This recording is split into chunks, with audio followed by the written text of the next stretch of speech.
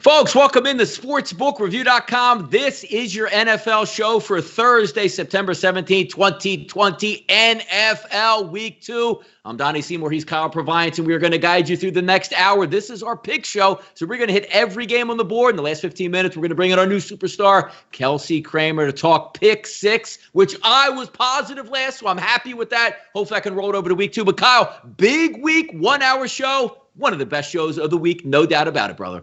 Yeah, and we got, it's start of week 2, so you're ramping up for that, and then, the lines are moving, the injury reports are tightening up. I'm making some bigger bet. I'm more excited for Cincinnati, Cleveland than normal. This would normally be Andy Dalton, and you just fade him in a primetime game, right? Now we got Joe Burrow, the number 1 overall pick, and then 16 games, no bye weeks, so we legitimately get to pick every game if we want to. A lot of fun. No, we need to. No more of this. We want to. You will pick every game. God. Throw it on the. You're going to throw it down. I don't want to hear any Atlanta Falcons. I don't know if I like it. I want to hear you know what? This is a gold mine. Put it in that 17 parlay. Got it. I'm all over it. I'm in some long shots tonight. I'm trying to embrace my inner recklessness, and they say scared money don't make money, right? So I guess exactly. We got to get into it. So scared money doesn't make money. Scared money also can put you out of house, home, and family. That's correct. It is a nice little edge you have to walk on there. But guys, 67,900 people now have subscribed to sportsbookreview.com right here on YouTube. I know we also do things on Facebook if you're watching from there as well. 50 people already watching the show 1 minute in. Welcome to our premier flagship show of the week. And we got a lot of games to get to before Kelsey joins us, so let's not wait any longer. But before we do that, King Panero, Sean's in there, Simo's in there, Deer Scare Slay, one more for the money. SBR Sports Picks is even in the chat box as well. Wow. We're winners all over the place, all ready to begin. But we got Thursday night football to begin with, and that's 101, 102 on the rotation, and that is the Cincinnati Bengals and the Cleveland Browns. If we take a look at this game, 6 out of every 10 tickets here coming in on Cincinnati. Why? Because you watched the Browns last week, you're you know what? They're favored. I don't think I'm going to go with it. But this is the NFL. This is the ebbs and flows. And this is overreaction week coming in saying this team stinks week 1. Ooh, they might look decent in week 2. Let's see what happens to this play. Set the table. 44.5 as a total. It opens up. We're still sitting at 44s across the board. There are some outlets, though, however, with 43.5. The line itself opened 5.5, which I'm actually surprised about. It's now sitting at 6 across the board.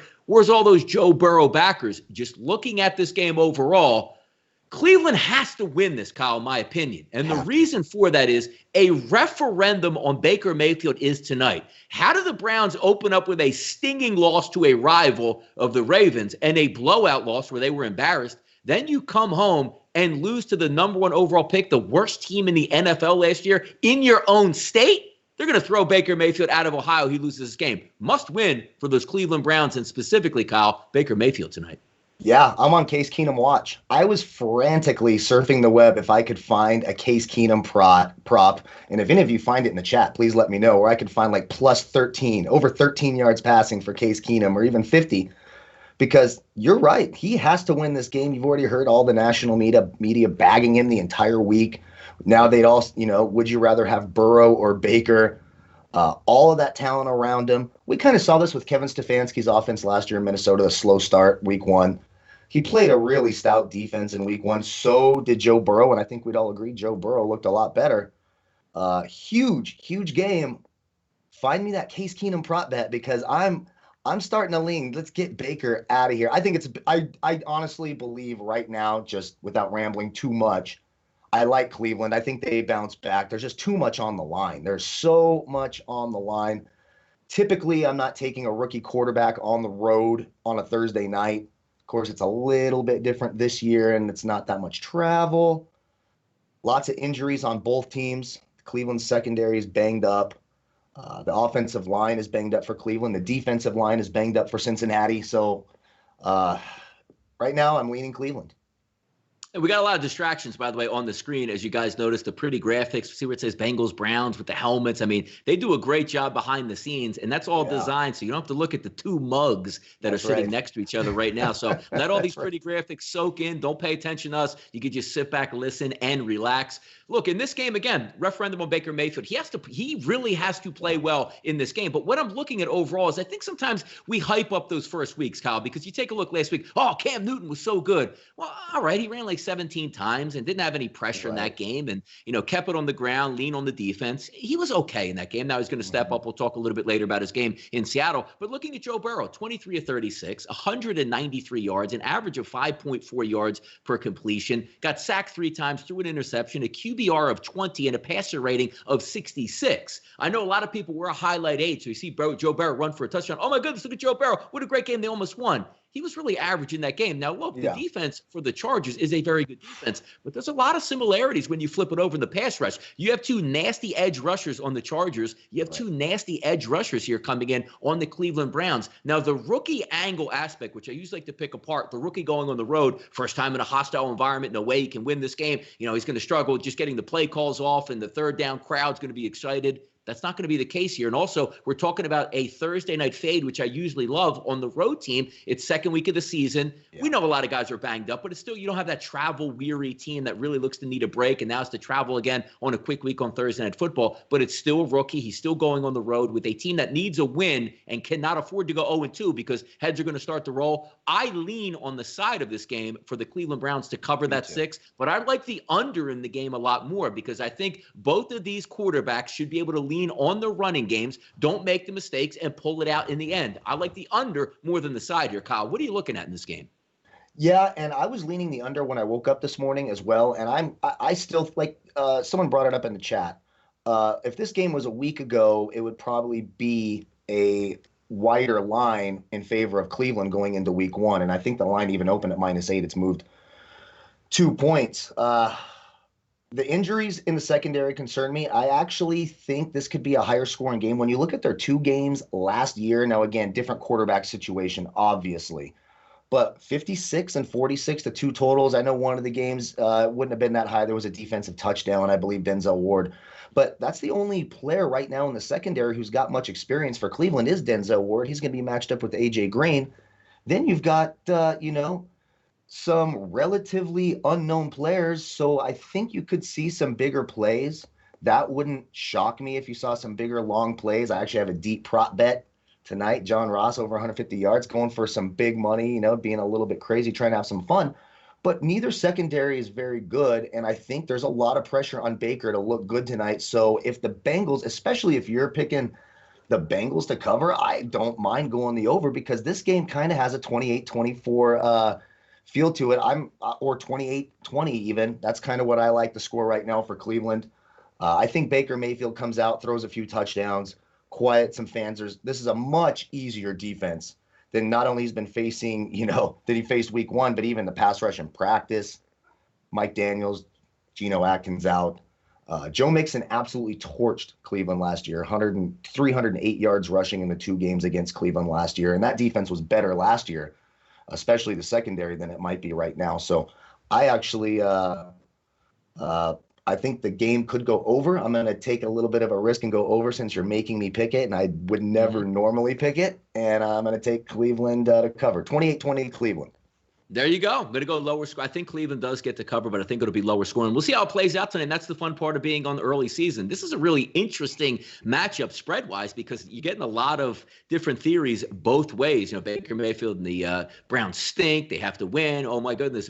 Last week the Bengals should already beat the Chargers. They're going to get points now. I can see both ways here. But a very smart man here in the chat box, Norm L, says Chubb over 70.5 yards. We'll get to our prop bets later, but I'm looking on my sheet right now. I think Norm L has a camera planted inside my office right now. Let's take a look at Sunday's action. We'll circle back there on the night once we bring Kelsey back in and go over our final props and plays on this game for Thursday Night Football. But let's get to a full Sunday card, and it starts right here. We're talking about my Philadelphia Eagles, who should have won last week, lost last week. The sky is falling in Philadelphia, but troops and help are on the way. Looks like Lane Johnson's going to go. Miles Sanders is going to be back for this game. Derek Barnett at defensive end should be playing in this game, and also leaving the game early Brandon Graham last weekend versus the Washington Redskins in concussion protocol. Looks like he's probably going to give it a go this weekend. And you have some huge line swings in this game. Opens up as the Eagles a -3, quickly goes to the Rams as a +1.5. And now I'm looking even some of the New Jersey outlets back showing the Philadelphia Eagles as a -1. And I agree with that because, hey, everybody's going to be down week one. You can't protect the quarterback in Carson Wentz. You got Aaron Donald coming to town. I understand all that, but you're getting some help back. Miles Sanders, the best running back on the Philadelphia Eagles, he's going to give it a go this weekend. Lane Johnson, the best offensive lineman on the Eagles, he's going to give it a go. Right there, that gives you some added weapons to get back. But the problem here for the Philadelphia Eagles is everybody going to congeal back to each other because Miles Sanders hasn't practiced for a couple weeks. Lane Johnson hasn't practiced for a couple weeks. What happens, second series in, Lane says, hey, my ankle's not good enough to go, and he sits out, and then you play that musical chairs on the front line, and Aaron Donald can crash the pocket. 46 as a total, 47s, 45.5s, all over the board, depending on where you shop at here. Yeah. But the Eagles, let's just call it right now, at a pick 'em. As the week's going on, I'm actually feeling more comfortable with the Philadelphia Eagles in this game. So on Thursday, home team Philadelphia Eagles, West Coast team coming east. One team really needs this win. Rams picked up a nice win over the Cowboys. I'm going to go the Philadelphia Eagles in this game. Over under, kind of tough. Anytime you have Wentz, he's going to be a gunslinger back there. We know the Rams offense can put up points. A slight lean towards the over, but I like the Eagles at home at a pick 'em here, Kyle. Yeah, this one feels like a trap because everyone's going the Rams. I think most of the people right now are leaning Rams. Another factor, not only heading east, but heading east after playing the late game on Sunday, right? So they played the Sunday night game. Now they're heading to the East Coast. So not the easiest scenario for the Rams. These are two quarterbacks you just don't trust right now. It's hard to trust either one of them. I do like the matchup in the secondary for the Rams. I know that Darius Slay can do some things over there on the Van Jefferson outs, and Nickel Roby Coleman. But there's a real nice matchup on the other side. If Avonte Maddox sees the field, you can count on a big play because he's terrible. And he's going to give up big plays. The smart pick is the Rams for me right now, but I feel like it's a trap. I don't blame people for taking the Eagles. You see this in sports. These are professionals who they have televisions, they have radios, they have cell phones. They know what happened in week one. They're going to be fired up. You mentioned the injuries. There's a lot of injuries for the Eagles as well. Fletcher Cox, Brandon Graham, you mentioned them. Whitworth for the Rams was the main one. Right now, I'm leaning towards the Rams. But again, I think it's a trap. I don't think you're crazy at all. And you'll start to see some more sharp money coming out in Philadelphia, I think. Scott says people overrate the Eagles and the Cowboys every year. Well, I mean, if you win the Super Bowl within the past 3 years, win the division 2 years in a row, I don't know how overrated the Eagles can actually be. So we'll see how it plays. If you're winning a Super Bowl in the past couple of years, you're really not going to be that overrated. But I do agree with the Cowboys. I mean, most people in this chat box, most people that will watch this show don't remember actually when the Cowboys were good back in the 90s. It's been a long time ago. We always like to joke like the Cowboys trophy case has a social security number in it because how old those trophies actually are. It's nice. Yeah. We always like to beat down on the Dallas Cowboys because America's team, all the talent in the world, they always fail. It's fun. When your team gets knocked out, maybe doesn't make it too far, you can always root against the Cowboys, and that is fun. Let's keep moving on here, but it is an interesting battle here in Philadelphia. Heavy ticket count going towards the Rams, and I can't fault it because if the only thing you saw was week one, there's not a lot to like about the Philadelphia Eagles. Game 2 here, Carolina and Tampa Bay. Teddy Bridgewater and Tom Brady. Some interesting doings here. Mike Evans, as we know, already slowed by a hamstring injury. Probably going to give it another go this week, but also Chris Godwin enters into concussion protocol midway through the week. So you have a banged up number 1 wide receiver. Your 1A wide receiver probably isn't going to go. Tom Brady didn't look that great last week, but he's going against a softer defense in the Carolina Panthers. If we take a look, opens up at 48. That's now sitting at 47.5 at Chris, 48.5 at Will Hill. So when you look at some of these, continue to shop around because these lines are extremely volatile over the first couple of weeks. Opened up at 7.5, quickly rose to that 8.5 and 9 range. To me, it just looks too high. Tom Brady doesn't have all the weapons available to him at this time. I think Carolina's going to give them a run for the money. I still do think we get points in here because I like that Carolina offense. Got some pretty good wide receivers. Teddy Bridgewater looked good last week. You have home run hitting ability, and we know Tom Brady is going to want to snap back. You can run the football in Carolina as well. Maybe Ronald Jones has a decent play here this week also. Like the over in this game. Too many points for me in the division. I'll take the Carolina Panthers anywhere between 8.5 and 9 in this one, Kyle. Yeah, and I'm right there with you. And I think if you want to bet Tampa Bay, I'm right on the line, like 7.5. I probably feel okay with Tampa Bay. I do think they're going to come out fired up. I would wait for that line to move because once Chris Godwin is officially ruled out, You might see that line tighten a little bit. He's a huge part of their offense. If Mike Evans has a little hamstring flare up on Friday or Saturday, watch out for that too. So you could see this line shorten, and then I'd feel more comfortable taking Tampa Bay. It is a bit high in the division. You didn't see a ton out of Tampa Bay that made you think they're world beaters last week. Yeah. Now, and Carolina, I mean, you gave up 34 points to Derek Carr. So what is Tom Brady, an angry Tom Brady, going to do, even with limited weapons? I think those guys in the slot could give Carolina some trouble. That Carolina secondary is not good. The Tampa Bay secondary, I like to bag on them a lot. But Carlton Davis out there on the outside is really starting to turn into one of the better young corners in the league. So it might get, if you look at his last 8 games against number 1 wide receivers, including Michael Thomas, none of them have more than 6 catches. None of them have over 100 yards in shadow situations. So a guy like DJ Moore might be tied up a little bit, so they're going to need those big plays to Robbie Anderson. Line's a little high. I like the points because I think both offenses can move the football. Take the over the points, and if it gets to 7.5, I'll take Tampa Bay.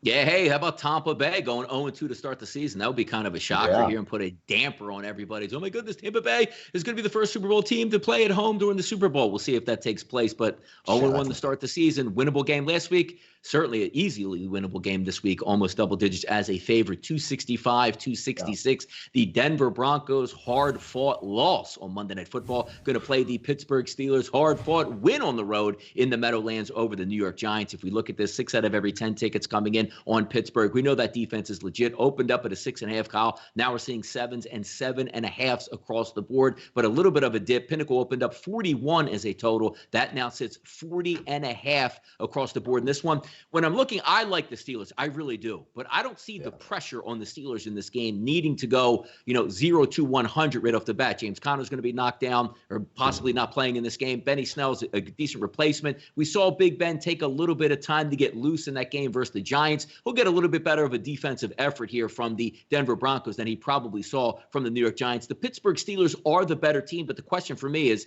am I ready early in the season to take the Steelers over a touchdown to win this game? Tough place to play. Drew Lock coming into Pittsburgh with a 75,000-seat Heinz Field crowd rallying, going wild. That's a tough environment. But again, it's not going to be there. So he's going to be able to go on the road, be able to hear his calls. Maybe Cortland Sutton gets back underway. Banged up. Obviously, Von Miller not going to play in this football game. Melvin Gordon, you're going to lean on him a little bit more. But, hey, last week the Giants wanted to lean on their superstar running back, Saquon Barkley, and the guy ended up carrying like 15 times for like 9 yards in that game. So just an unbelievable defense you have from Pittsburgh, which makes me lean towards the under in that one. So if I'm leaning towards the under, I'm probably going to end up taking the plus 7.5. Not a great feel for this game, but I lean under and I lean taking the points with the Denver Broncos here. Even though I'm a really big Steeler fan this year, I think they're going to have a decent season.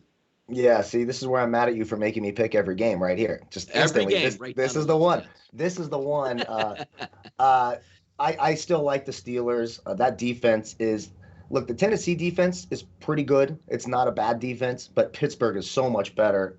What is that offense going to look like against the Steelers? Good luck. And Cortland Sutton looks like he's going to play. He'll be matched up with Joe Hayden. So here's your welcome back. You have a hurt shoulder and you matched up, you're being shadowed by one of the better cover corners in the league, and of course Minka back there. So I think points will be at a premium. This feels like a 20-10 Pittsburgh win. I'm going to take Pittsburgh covering the points and the under on the total. Yeah, look, hey, I mean, Pittsburgh's good. That defense is going to bring it. So you can figure the havoc that they're going to bring from the outside, especially with T.J. Watt. And they have a great secondary going up against a young quarterback that is a gunslinger, but sometimes that can get you in trouble. We'll see if Vic Fangio has some problems late in a close game with calling timeouts and clock management as he heads on the road to Pittsburgh. But that's another day, another story. Let's keep moving down in Big D. Atlanta and Dallas. Matt Ryan and Dak Prescott. You saw an offensive explosion from the Atlanta Falcons this week. Should be 1-0? No. They got busted up by the Seattle Seahawks in their home opener. Now they're going to go down to Dallas, who already lost a game on Sunday Night Football. And again, we're talking about like that situation with the Cleveland Browns. High expectations for the Browns to make the playoffs. Same thing with the Dallas Cowboys. By far the most talented team in the division. And if they can just stay healthy, which already seeing Blake Jarwin knocked out for the season and also missing 7 to 8 weeks out of Leighton Vander Esch at linebacker. This line opened up at 6. Now we're sitting 4.5s across the board. Over under at 51, quickly jumping up to 53. certainly you would anticipate points in this game, but I got to tell you, I'm not falling on the banana peel again with Atlanta's defense. Retooled, redo this, redo that, head football coaches, defensive mind. They are atrocious on defense. So if I'm going to come in with a decent offensive line like the Dallas Cowboys do, Dak Prescott's a mobile quarterback that if you do have a breakdown, he can escape. You have a dominant running back in Zeke Elliott, and you have a couple wide receivers that can flat out rake on the outside. I'll live with Blake Jarwin, who's decent tight end, not being there and be able to replace somebody who can just come in and fill his role, a couple catches a game, move the sticks. I look for the Dallas Cowboys as a nice bounce back spot in this -4.5. I can see the Cowboys winning this game by a touchdown. And it doesn't come down to, because I think Matt Ryan's going to be able to pass on this Dallas defense. I really do. I think they're going to move it. But the question for me is, every time Dallas has the ball, I'm just crossing my fingers like, I hope Atlanta stops them. And you can't win games like that. We're not talking about 7.5, 8.5, or 10 points to win by. They just got to win this game by a touchdown. The Atlanta Falcons are a fade here. I'm going to take the Dallas Cowboys minus the 4.5. And if it's 53 as a total, I think Dallas is going to easily hang in the high 20s, maybe low 30s in this game, as you're going to have a more up-tempo. And Matt Ryan can throw against that secondary with those wide receivers. Again, as long as Julio Jones is healthy and Calvin Ridley's healthy, that offense will move the ball. So I'm going to lean on the over in this one, but I like the Dallas Cowboys here minus the 4.5. Well, we're not supposed to agree this much. So that I know, but there's no. You're reading the show notes. You're reading all our show notes. Yeah. I'm not supposed to agree this much, but and trust me, it's hard for me to trust the Dallas Cowboys, especially with head coach Mike McCarthy.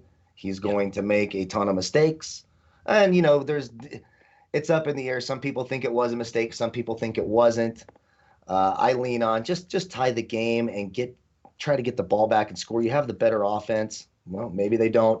I like Dallas to cover. If this was 6.5 or probably 7.5, if this was more than a touchdown, I'd go Atlanta. That's kind of when I made my line to open this.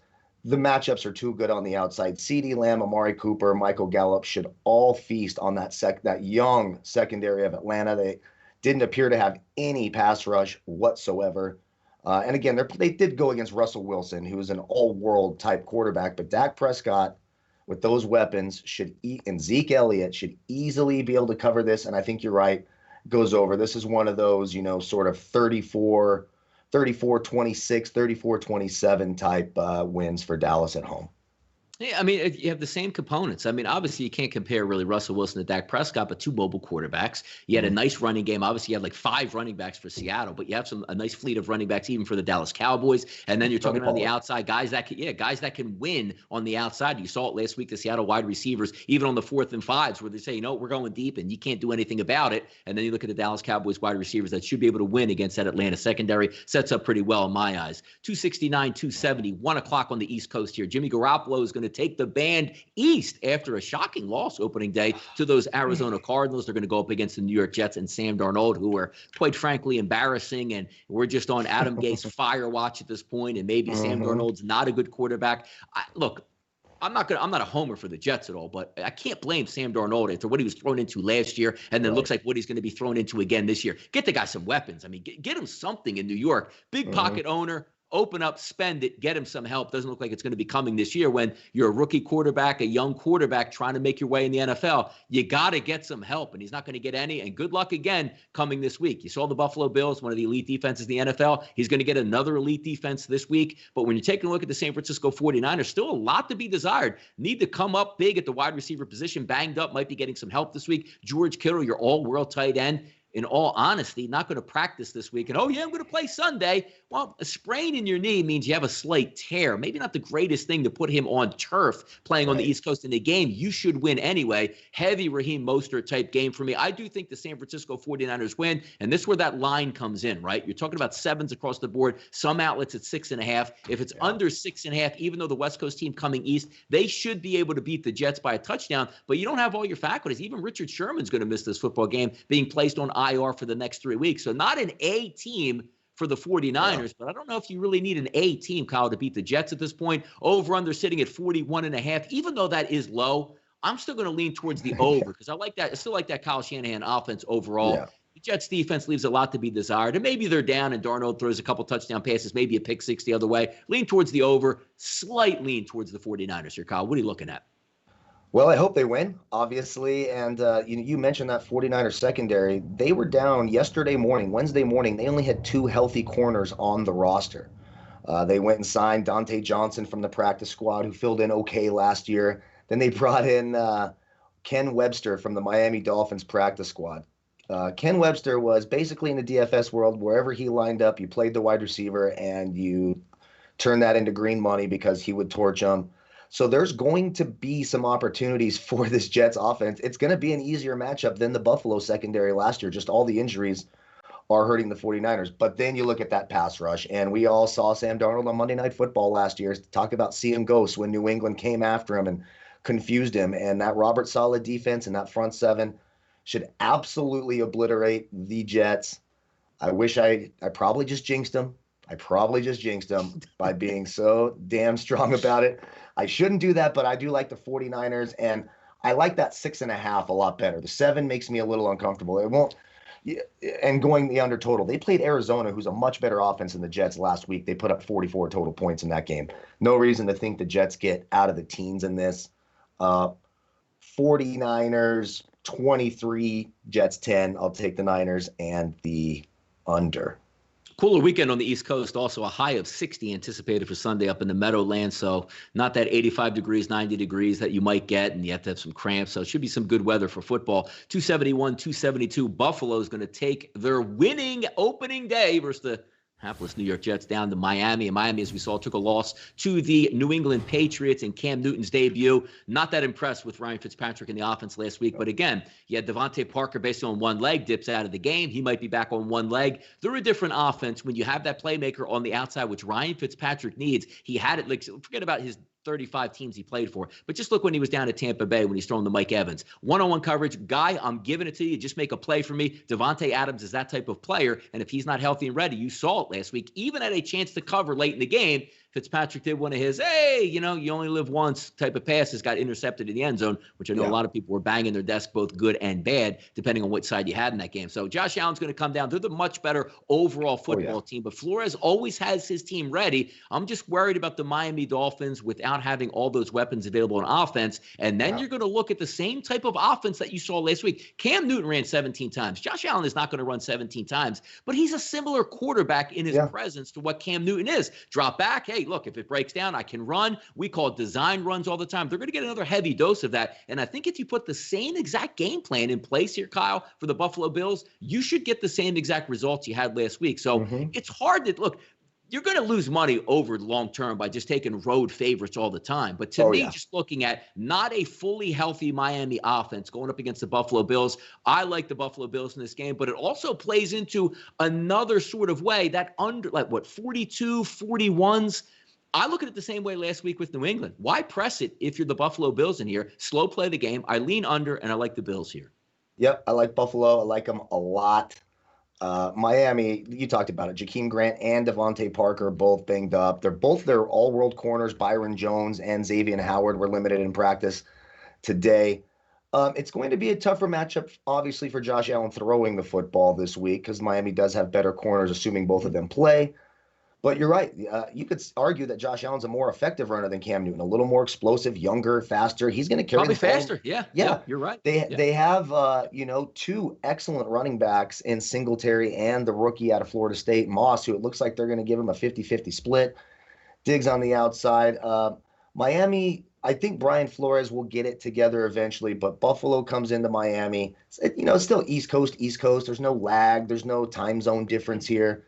They'll probably like being down in Miami, a little more freedom down there, right? They'll probably have a little bit of fun.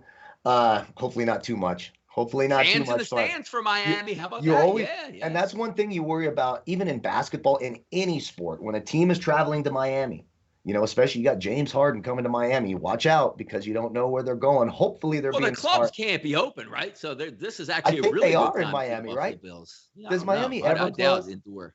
It can't. It close. is, but it can't close. It is harder in the NFL because you're down there for business. I don't think you're going to be straying, but I hear you. No, I like Buffalo. I like Buffalo, and I that total. I'm probably not touching the total just because you're making me. I'll take the under, but I feel better about just betting Buffalo and the points, not messing with that total because it wouldn't shock me if they hit one big play to Stephon Diggs.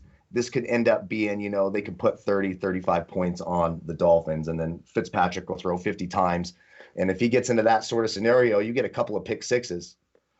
which Fitzpatrick has been known to do. He can crumble in a hurry, and it can get ugly really fast. So I'm staying away from the points with my actual money for the show. I will lean the under, but I like Buffalo to cover -6, -5.5. Yeah. Minnesota, Indianapolis. You saw last week Minnesota's defense get absolutely exposed by a hot Aaron Rodgers and that Green Bay Packers offense. Now you're going to get the Indianapolis Colts at home after an embarrassing loss on opening day. Phillip Rivers has to be much better. I think Frank Reich and the boys can bounce back in this one. But if we look overall, hey, 8 out of every 10 tickets here are coming in on Minnesota. Line opens up at 3. Line is currently 3 across the board, and I absolutely agree with that. Over-unders jumped up from 46 to 48.5. I think this is a great spot for the Indianapolis Colts to bounce back at home. I'm not a Kirk Cousins believer overall. I thought their defense actually showed a lot of poorness. You know, you get Ngakoue as your defensive end. He's supposed to take over for an injured Danielle Hunter. That didn't happen last week. And even if you're looking at some of the outlets, one of the worst ranked defensive ends in football last week was Yannick Ngakoue. The secondary got exposed. Supposed to have 2 good safeties. Don't know where they were at helping out last week. And the corners left a lot to be desired. I love Frank Reich as a head coach. I trust him in this spot. I'm going to take the Indianapolis Colts with the -3. I don't have a great feel for this over.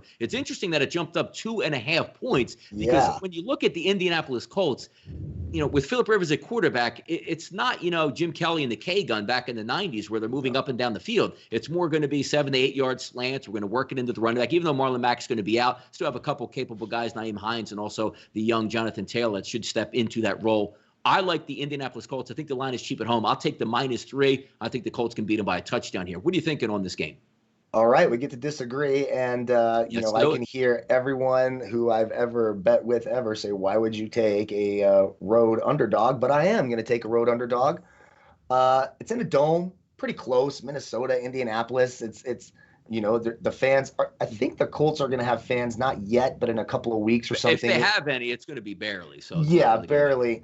So I wasn't that impressed by the Colts. If Gardner Minshew and that Jacksonville offense, which I kind of talked up a little bit on the show and I do like, are going to struggle, I think Kirk Cousins with the whole scope of going 0-2, barreling down on them, I think I like the Vikings to cover. When I saw this line at first, I thought this would be more of a pick'em game. So I was kind of surprised that the Vikings were 3-point underdogs. I know the secondary looked bad, but Aaron Rodgers was absolutely on fire, and he was pissed. We knew it. Aaron Rodgers was pissed. He was going to come in there, and he was going to beat the brakes off the Vikings.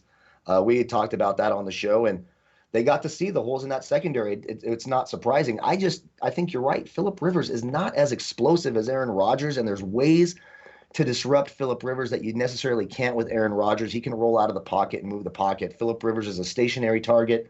Terrific offensive line, but I think the Vikings bounce back, and I might even take the money line on them and get a little extra juice. Yeah, we'll see how it plays out. Kirk's going to take that ride on the road. The one thing I really like in this is the game in the trenches. The Colts are going to manhandle that defensive front for Minnesota. Just have to be confident, Phillip Rivers. Just don't throw the stupid interception. And I absolutely love the fact that they got beat last week by the Jacksonville Jaguars. It is a must-win situation, technically for both teams, but I'm going to pull with the home team. Frank Reich, the much better head coach, and that's the way I'm going to go in that game. But it's nice. It's nice to disagree. We'll see how it plays out on Sunday, and we will even dip into this even more Sunday, 12 p.m., 1 o'clock for the pregame show right here on sportsbookreview.com. Let's keep motoring through. We've got about 10 minutes to go before we bring in Kelsey and go over some pick six wagers. 275, 276, Detroit and Green Bay. Just talking the praises of Aaron Rodgers, now going up against a banged-up Detroit Lions team that should have won last week and should have won easy against the Chicago Bears. Blew it in the fourth quarter, 21-0 run by the Bears. Drop in the end zone by your high draft pick running back out of Georgia. And here we are today. DeAndre Swift could have been a hero last week, pulled that one out, but now you're down in the dumps and you're heading on the road. Opened up at -5.5. That now sits at 6s across the board. How about this movement? 46.5 up to 49.5. Yeah. I do think the Detroit Lions are in mode for a bounce-back effort here, but I'm not so sure that this is going to be a great matchup overall that we try to take a look at between these two, because it is an expensive number for in the division. Teams usually play each other close for the most part, But it's going to be hard to go against Green Bay Packers the way they looked last week. Aaron Rodgers at home. I lean towards them by scoring a touchdown or beating them by a touchdown or more. Not in love with the game. Over-under seems a little bit high, creeping up to 49 now. Yeah, so a slight lean towards the under. But it's going to be hard for me to go against the Green Bay Packers at home, specifically with one of those games where you had your heart torn out if you are a Detroit Lions player. So that's the way I'm going with this one. What are you thinking here? Yeah, I like the Packers a lot. Honestly, when you just looked at Detroit last week, their offense wasn't terrible, and that's without Kenny Golladay.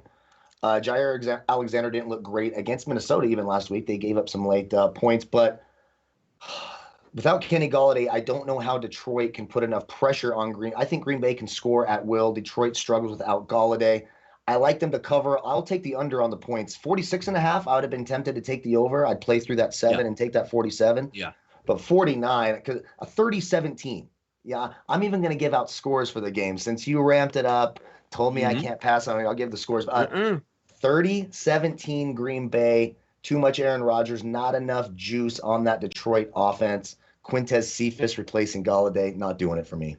Yeah, the one Eno says in the chat box loves Rodgers, but Stafford will keep it close. Stafford does always keep it close. One of the best fourth quarter quarterbacks, which you never notice in the NFL because Detroit is usually on the losing end of those. But the guy has a ton of fourth quarter comebacks, and we'll see if it lasts. But that is an interdivision battle. We'll see if they get healthy at wide receiver. Marvin Jones, I don't know if he's going to play in this football game, but they really, or excuse me, Kenny Golladay really need those guys to be healthy on the outside. So it's going to be a tough run for them. 277, 278. I'm going to do a video shortly here with sportsbookreview.com on this game, the New York Giants and the Chicago Bears. Daniel Jones looked okay at home in his second year, first start of the season against probably the best overall defense to me, or at least a top 3 defense in the Pittsburgh Steelers. They're going to go on the road. They'll get another test from the Chicago defense. But I love the fact in this game that you're looking at a Giants loss on opening night. I love the fact that the Chicago Bears came back and actually won that game in Detroit last week. So look, I don't have high hopes for the Giants this year, but I'm still not a Mitchell Trubisky fan. And I like the fact that I get the spot where they didn't lose the game where he had this miracle comeback and still lost, where they made pull him and put Nick Foles in, who I think is a much better quarterback overall than Mitchell Trubisky. So I get another start. And if you like Mitchell Trubisky getting 3.7 points to hang around and make an athletic play, that's cool. But he's the opposite side of this. Now expected to win this game by a touchdown. I don't see it. I'm taking the New York Giants with the points in this game. 42.5 seems about right. It's low, but I do think the Giants with Daniel Jones will be able to open it up. And of course, we're not talking about a great defense with the New York Giants as is. So if Mitchell Trubisky can play his D game that he usually brings to the table, they should be able to creep into the 20s. But I don't think Chicago and Mitchell Trubisky has enough in the cover. I think if the Giants don't win this game, they're going to play it close. Let's keep in mind, we were watching this game live on the Monday Night Football show, Kyle. A tipped interception in the third quarter after a 9-minute drive. If the Giants score, they take the lead over the Steelers, and it's a completely different ball game. So I think I'm getting value here. I like the Giants in this game, slightly lean towards the over. Definitely getting value, and I think everyone's starting to agree with that. And you're 100% right. That Pittsburgh defense, I know Chicago's always known for their defense, and there's always this, Chicago's defense is so great, this, that. And they're okay. They're solid.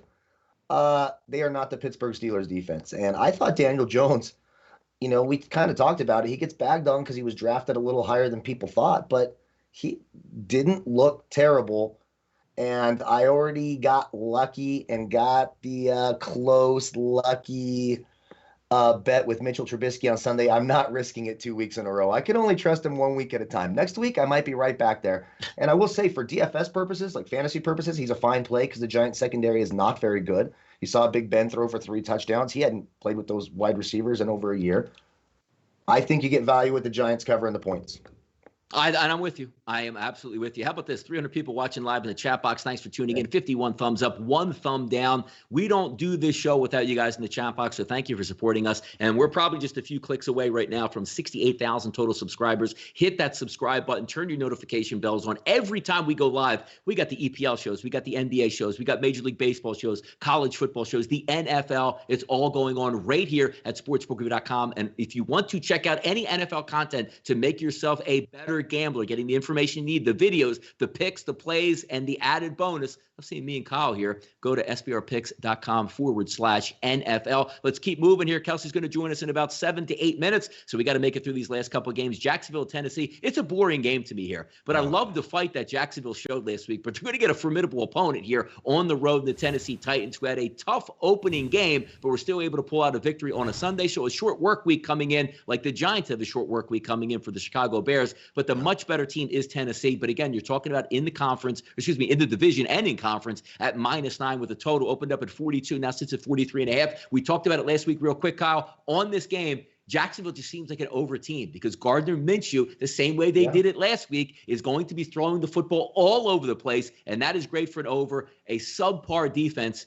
I don't really like the side of it, but if I have to pick a play, I'll take Jacksonville getting 9 points in this game. But I do like the over 43.5. Would have been nice to get 42, but hey, it is what it is today. I think the game goes over.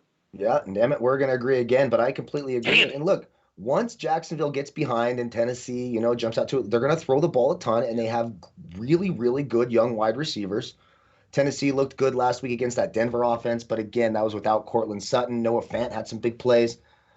Too many points. I think this is a closer game. Jacksonville's going to get that late garbage score to bust everyone's -9 on Tennessee. It'll go from a 13-point game to a 6-point game. 30-24 Tennessee. They put up points on that Jacksonville defense. All right, Washington and Arizona, Haskins and Murray, and Washington beat the Philadelphia Eagles last week, and I think you are going to get a little bit of overhypeness here if from the betting public. Hey, Washington did their job. Arizona won last week, and now we're going to take a look at the 7-point line. Look, Arizona is a much better football team than Washington. If you have 5 guys that can stand up straight and are healthy on the offensive line, just to keep that front 4, front 7 at bay, the Arizona offense should do damage against Washington. And to me, Washington is a bottom 5 football team on the offensive side of the ball. They have 1 average wide receiver, barely any tight ends, an average offensive line, a below-average quarterback, and a non-existent running game. Where do I sign up, right? So I'm going to take the Arizona Cardinals in this game. I'll lay the 7. Over-under is creeping up to 47. That's because of the Cardinals. I don't think the Washington Redskins can engage at all in a shootout. The Eagles gave them short fields routinely last week. This is not a good offense. I think Arizona jumps out. I even like Arizona in the first half in this game. I think they'll be up by a touchdown. I would love to see if some quote-unquote sharps jump in and knock this back down to a 6.5, which is out there somewhere. I think Arizona wins this by a touchdown. I don't think the game goes over. Not because Arizona. I just think Washington is horrendous on the offensive side of the ball, Kyle. Yeah, exactly. Up to 47, it's too high. That's the bet on this game is the under the 47. I like Arizona. 31-13 feels about right. Like if this was at 43.5, I'd probably take the over. 31-13 feels right to me. I like Arizona quite a bit. DeAndre Hopkins is going to chew up Kendall Fuller making his debut for Washington. All right, keep it moving here. Right down the list, Baltimore and Houston, Lamar Jackson and Deshaun Watson, 2 of the more dynamic quarterbacks in football. Houston's offense leaves a lot to be desired, and the business trip boys are coming to town in Baltimore. Turn a scoreboard on. They will play for keeps and break you down. Looks like a heavy line, though. 7. Everybody jumping on the Ravens, as is. 8 out of 10 tickets coming in. Opened up at 7.5, and now opened up at 6.5. Now seeing 7s. Over/under dropping from 53 to 50, and I agree with it. I just don't see the explosivity out of the Houston offense that you'd have got last year with DeAndre Hopkins at wide receiver. Yeah, Stills is a decent wide receiver. Will Fuller's a decent wide receiver. But outside of that, what do they do great? Are they just going to hand off to David Johnson all game long, have their quarterback run around and try to make a play against Baltimore? Again, you're not going to make it long-term in the NFL by betting road teams favored by 7 or more. Slight lean to Baltimore in this game, but that over-under that dropped from 53 to 50, I absolutely agree with that. You're going to get a physical dose of the Baltimore Ravens. They'll keep that under the number. I lean towards the Ravens, but I like the under better in this one, Kyle. What are you thinking? Damn it. One more time. Yep, I totally agree. I actually don't mind taking Baltimore to cover it anyways. And another main factor is Baltimore, even though they did last week let Lamar Jackson stay in the fourth quarter, if you remember, John Harbaugh is not quick to pull. He will pull Lamar Jackson in the fourth quarter if they have a big enough lead, and, RG3 will play the rest of the fourth. So this one, I think that total's too high. This could easily be a sort of 34-13. I don't believe in Houston at all, and I don't know how they move the ball on this Baltimore defense. They have nothing. Besides Deshaun Watson, they have nothing. All right, Baltimore. Kansas City and the Clippers and the Chargers here. The Clippers on my mind get knocked out of the playoffs, and then the Chargers come up with a Week 1 victory. Real quick, 1 minute on this game. Mahomes versus Taylor. 9 out of every 10 tickets are coming in on Kansas City. You see the Baltimore teams and these Kansas City teams being bet, and why not? They're the complete package from ownership all the way down to the 53rd player on the roster. Opened up at 7.5, now sits at 8.5. Good luck. Like, Tyrod Taylor's good to keep some things close. I don't think they have enough bullets in the gun. He's not going to be able to shoot it out with Patrick Mahomes Mahomes. And again, we're talking about a high line on a road team in the division, which is not a recipe for winning money long term. I can't look towards the Chargers in this game, but the one thing I do look forward to is it's a 50, I guess, as it opened up, now down to 47.5. I don't think the Chargers have it in them. I don't think they can go up and down the field, so I lean on the under. I agree with that movement. I like the under better than the actual side in this game. Quick on this one, Kyle. Go ahead. Yeah, no, and I think that Chargers defense can make things more difficult on that Kansas City offense than Houston ever did, and we just squeaked over that total at 54. We got lucky late. Yep. So 8.5, 9. Right now, I still like, if that starts to creep up more into the double digits, I'll lean go to the Chargers just because of that defense. I think they have a very, very good defense. Not much of a chance to win this game. Chiefs right now at 8.5, 9. If it gets higher, I'll go the Chargers in the under. All right, keep it moving here very quickly through these New England and Seattle. Great game. And again, we're going to spend a lot more time on these games on Sunday, previewing each and every game over the card. New England and Seattle, Cam Newton, Russell Wilson opened up at -4, still sits at -4. Over-under 44, now sits at 44.5. I like Seattle in this game. I think it's going to be a hard-fought one, but I do think that New England is going to open up their offense, and I do think Seattle can engage. If you look last week, you saw what Seattle can do. They can do that just about against any defense, even though New England is very good. There's no way Cam Newton's going to run 17 or 18 times in this game, and they think they're going to be able to pull out a victory against Russell Wilson. I look for them opening it up. I agree with the line movement creeping up. I like the over 44.5 here, Kyle. What do you got? Yep, I like Seattle -4 on all the 3.5 on some on Heritage. I like that. Yep. Seattle could put points on the board, but this New England defense that is the legit best secondary in the league, the best shutdown corner in the league, and Stephon Gilmore versus DK Metcalf, going to be a fun matchup to watch.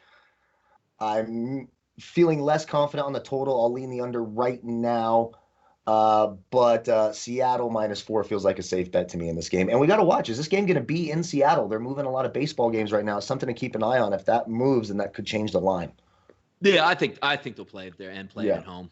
I know the Mariners have been moving around. Mariners are also going to play at the Padres this weekend as well, like they are playing at the San Francisco Giants. 289, 290, Monday Night Football, New Orleans and Las Vegas. Quickly on this one, Drew Brees is going to be without probably Michael Thomas in this game. That is going to hurt. I originally thought, hey, New Orleans is going to come in and blow the doors off. But now you're looking at an aging Drew Brees without his best weapon, which means a lot of Alvin Kamara, which can be a good thing. But I think that gives those Las Vegas Raiders a fighting chance in this one. I got to tell you, I'm leaning towards the 5.5 and 6 in this game. And on the over-under, typically I would lead towards the over. Now I'm going to lead towards the under. I haven't seen this offense without Michael Thomas catching 160 balls a season. Right. I'm going to lean on the Raiders here. Quickly on this, Kyle. Right. Since it's less than a touchdown, less than 6 right now, 5.5, I'll lean the Saints. And again, we have another road team Monday Night Football, but I'll go the under because no Michael Thomas. That's a huge weapon to be without for that offense. You're going to see Vegas try to rely on Josh Jacobs quite a bit, a pretty good New Orleans secondary, better than they saw in week 1 against Carolina. I think New Orleans wins by 7. 27-20 goes under the total. Whoa, 45 minutes. There we go. Take a breather. Got through all those games right through. And also keep in mind, guys, we are going to cover these all on Sunday, but we have contests here at sportsbookreview.com. We promote these contests, and I am plus money on these contests. Even though I went 3-3, my double down on the over in the Philadelphia Eagles-Washington Redskins game put me in the plus. Now we're going to bring in our superstar Pick 6 contest aficionado and expert, Kelsey Kramer, to come in and join the show and have some fun with us and go over where she might have went right or wrong last week. But hey, there's always next week. The great thing about the NFL, Kyle, we got 17 weeks to go over this. Bad week, good week, bad week, good week. As long as you have more good weeks than bad, we can cash it in. Kelsey, week 2, welcome back into the show. Thanks for calling me a star. It wouldn't put me that high. Star. Donnie's nice. He sets it up. That's why look, I am nice to everybody. When we have special guests that come on with us, like you, Kelsey, we are going to lay out the nice knives, the nice forks, the silverware is going to be out here because we are ready to eat. Last week, let's start with it here. Before we do that, click the link below, sbrpicks.com. And also, if you want to check out the Pick 6 contest as well, right below the screen, you can also hit that. Get in the contest. Can we still get? I'm assuming you could probably still get in the contest, even though you're going to be behind some people that are already 6-0 on the season, which is wild. Talk about last week here, Kelsey, the plays you had, maybe a play that you had right, maybe some plays that you had wrong, but a wild week in NFL overall, week 1. Yeah, I mean, the Falcons disappointed me. I hyped them up way too much. But Russell Wilson's unstoppable right now. And the Colts was my best pick, I thought. I'm just glad I didn't go for the Titans game. And the Raiders, I got the Raiders. Yep. That was a very nice pick. Yes. Beat both of y'all on that, right? Yeah, we went against you. With you. We were against you. Yep, you won. Yep, I took heat for that. But yeah, I mean, I went 2 for 4 last week, so I don't have much to say on that one. Now, the one pick I was happy that you lost last week was the Cowboys -3 on Sunday Night Football, because when Dallas loses, the rest of the country actually wins. So you took one for the team in that one, and you took the Cowboys. It was nice to see the Rams pull up a victory, but it is week 2, as we like to say, setting it up. Now, with week 1, a lot of crazy stuff goes on. We see coaches freeze Kelsey in the headlights saying, hey, you know what? Should I call timeout? Should I not call timeout? Should I challenge this play? Should I not? What type of running play did I just have? Or Doug Peterson of my Philadelphia Eagles saying, hey, Carson, you got sacked 37 times. Let's make it 38 times and throw another pass. Did you see anything in week 1 that was surprising to you, funny, or anything about week 1 that really stuck out to you here? Definitely the Gostkowski incident. Missing, what did he miss? 5? And missed it. He missed. Am I frozen? Maybe 12, maybe 14. No, we got you right here. Okay, good. Yeah. Okay. But what Mike Vrabel said at the end, comparing it to roulette, I always want to call it Russian roulette. He said it hit red 10 times. I'm going to bet on black this time. Yeah. By the way, don't play Russian roulette. Much more dangerous game. Double zeros came up a lot for Gostkowski there, Kyle, right? Yes, they did. I might need his luck when he took off a sock to make that last one. Yeah. What? I mean, you're talking about a kicker that's probably like Hall of Fame eligible for what he did in New England, and you come out on opening night, and we're not asking you to hit 66-yarders to win games. How about just some chip shots so we can keep it moving and get out of here with easy victories? And as we know with any kicker, you are a head case moving forward, because every time you go out, the more kicks you have, like, I just hope I make this one, and you end up missing a lot more than you have. But week 2 here is on the horizon, and we want to go over our pick 6 plays here specifically with you here. What are we looking for in week 2? Let's start off here. How about hey, tonight, Bengals Browns. What a better way to introduce and come in with a play for week 2, right? Right. I'm taking the under in this game. Smart. So smart. Now, the reason why you're looking under as opposed to over, you're saying like, hey, Baker Mayfield, not so good, rookie quarterback on the road, maybe they're going to run it, not a lot of time to extra prepare. What made you think about the under tonight here, Kelsey? Yeah, I think both of these offenses right now are really rocky. Baker has yet to connect with Odell Beckham and Joe Burrow's in his second week in the league. And we have yet to see him throw a touchdown pass. So these offenses are going to have to rely on their defense. No, I agree with you. I mean, I think it makes sense. And again, you're talking about a rookie quarterback that's not used to being in the NFL. Well, how about being a rookie quarterback in the NFL and only getting like 3 days to cram in before your next opponent on the road? I agree with your under here. Now, I see the next game set up. So this is going to be a little litmus test here if we're going to bring you back for week 3, depending on who you pick here. And that's between the Rams and the Eagles. Go ahead. Oh, that was bold of you to wear an Eagles shirt today. I am, because I know where you're going here, so go ahead. I'm leaning towards the Rams.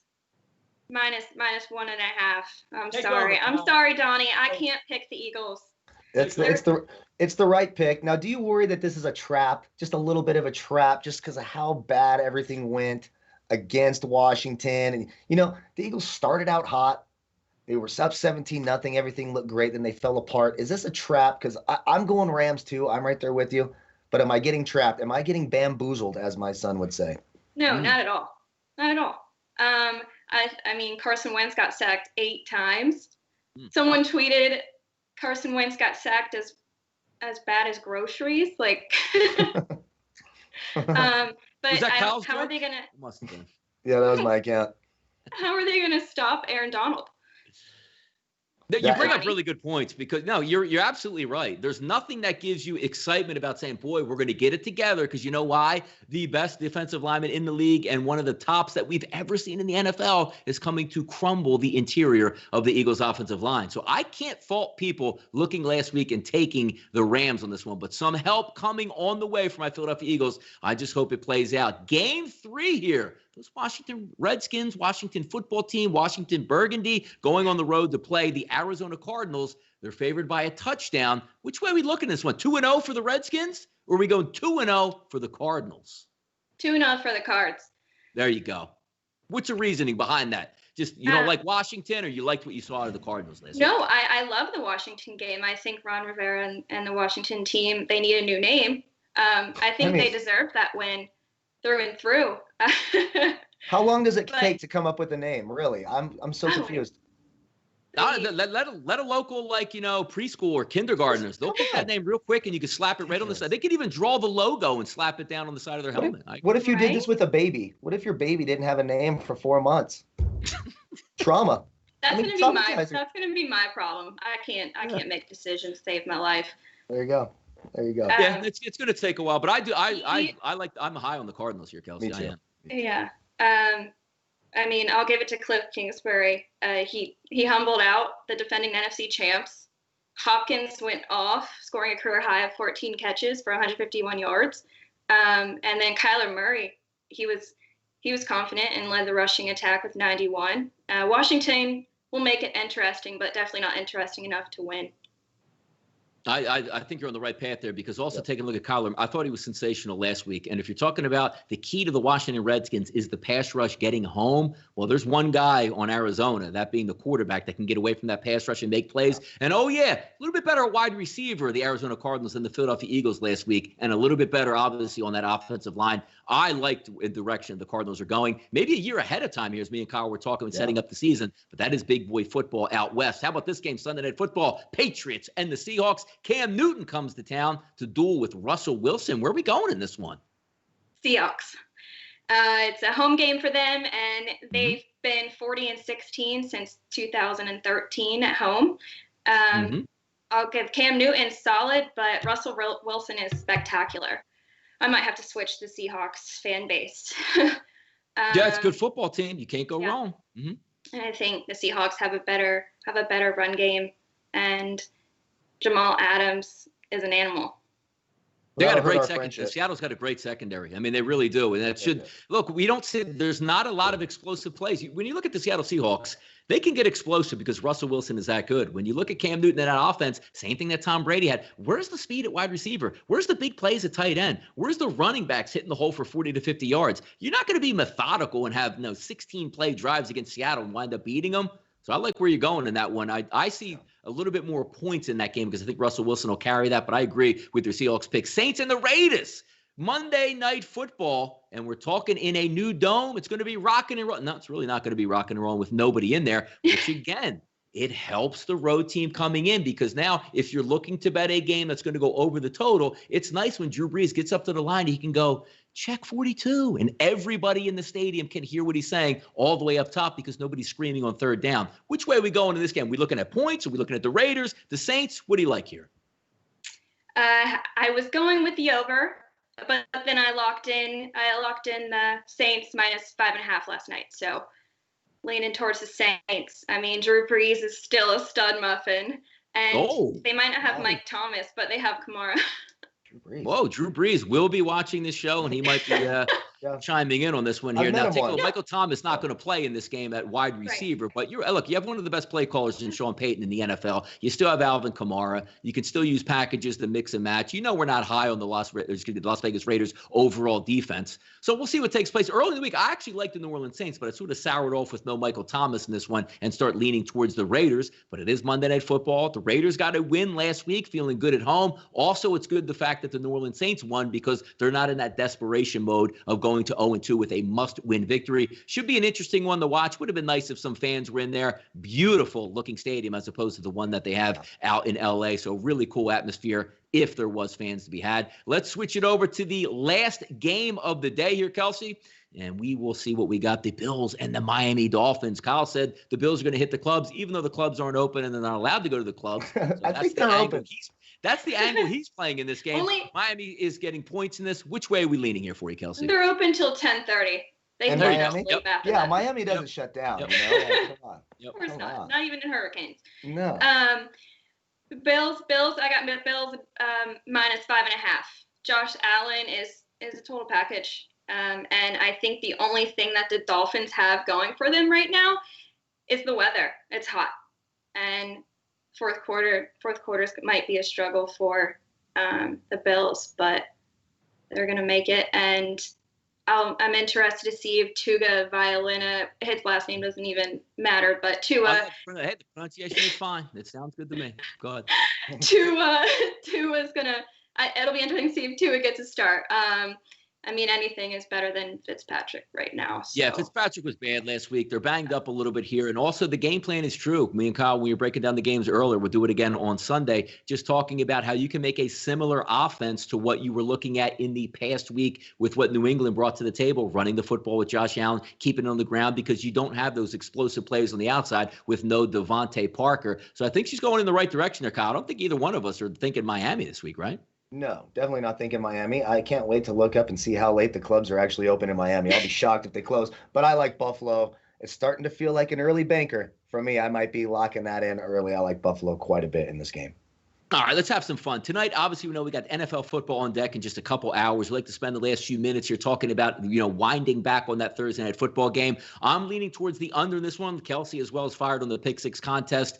It'll be interesting to see how Baker Mayfield and that offense come out because I'm looking for the ground game to be established on both sides. If I have a young quarterback that I have on Joe Burrow on the opposite side, I want to lean on my running game on the road. If I'm looking at Baker Mayfield, I just don't want him to self-destruct in this game and still be in it late in the game. I think the Cleveland Browns do win this football game, but I do think it stays under the total. Two prop bets I have, Kyle.